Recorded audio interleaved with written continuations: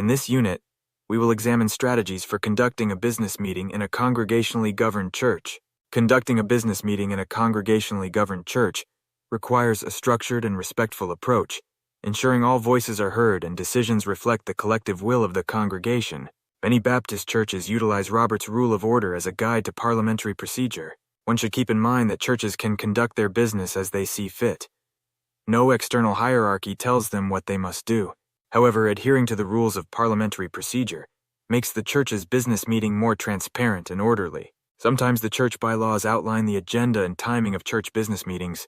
If this is the case, the bylaws should be diligently followed. The typical church business meeting follows a published agenda.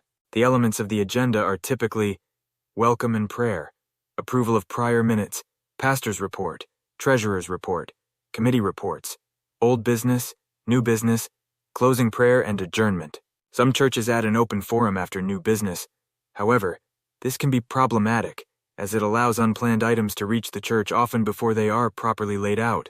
The regular agenda is certainly sufficient to cover all items required. Business meetings are often held once a month. However, some churches use a less frequent approach. The church business meeting typically begins with a moment of prayer or reflection, setting a tone of unity and seeking divine guidance for the discussions ahead. The moderator or chairperson, who is usually the pastor of the congregation, opens the meeting by welcoming attendees and outlining the agenda. This agenda, which should have been distributed in advance, includes various items such as financial reports, ministry updates, and proposals for new initiatives. The moderator is not required to include agenda items that have not been properly submitted. These items can be tabled until they are properly prepared for the church's consideration. A crucial aspect of these meetings is the emphasis on open dialogue and democratic decision-making. Each agenda item is presented with an opportunity for discussion, allowing members to voice their opinions, ask questions, and provide feedback. This participatory process ensures that decisions are not made unilaterally, but reflect the diverse perspectives within the congregation. For instance, when discussing the church budget, the treasurer might present a detailed financial report, followed by a period where members can raise concerns or suggest adjustments. This transparent approach fosters trust and accountability within the congregation. If an agenda item becomes divisive or argumentative, the moderator can table the item for further consideration before bringing it back to the church body for further consideration. At this point, the church council or deacons may articulate a more acceptable approach to the item in question. The goal is to warrant consensus and agreement to the greatest extent possible. The church does not want to engage in an open argument during a business meeting, as such is detrimental to the church's testimony.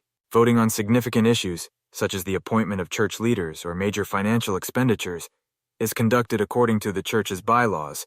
This may involve a show of hands, written ballots, or another method that ensures confidentiality and fairness. The results are then recorded in the meeting minutes, which are later distributed to all members, ensuring transparency and keeping everyone informed of the decisions made. Throughout the meeting, the moderator ensures that discussions remain respectful and orderly, giving each speaker an equal opportunity to contribute. Items submitted for a congregational vote often call for a motion, a second, an open discussion, and then a vote. This is the normal order as laid out in Robert's Rules of Order. In conclusion, conducting a business meeting in a congregationally governed church is a collaborative and democratic process. It requires careful preparation, clear communication, and a commitment to listening and responding to the needs and concerns of all members. By adhering to these principles, the church can make decisions that are inclusive, well-informed, and aligned with its mission and values. Pre-planning by the church council, deacon body, and/or relevant committee often smooths the way for the church to reach a consensus and move forward. The church is the body of Christ and should operate in an orderly and logical fashion. God is a God of reason and order. His children should bear a family resemblance.